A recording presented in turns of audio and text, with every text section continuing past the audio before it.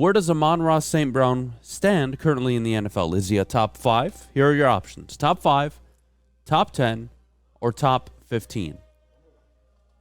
Jeff, I'll start with you. We talked about St. Brown, if you remember, back in August during Hard Knocks. Yeah. And the common theme after every episode on a Wednesday morning was he's unguardable.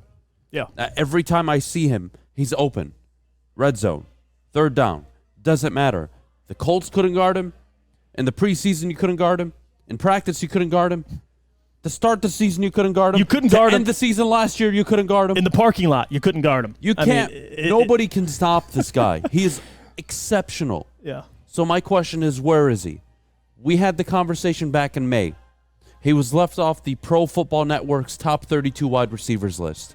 Mm-hmm. We argued that he was already a top 20 wide receiver at the time. Yep. This was prior to the year starting. You look today. Where is he?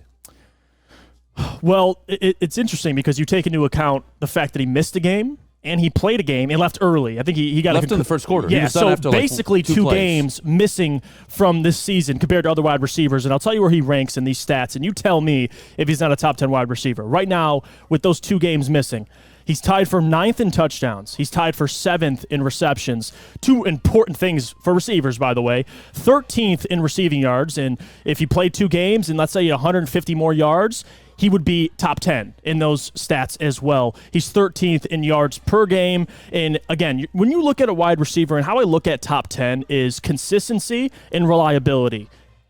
Amon-Ra St. Brown is doing exactly what a number 1 wide receiver does. And we had this question, remember when he was first drafted, or really his rookie season, is he a number 1?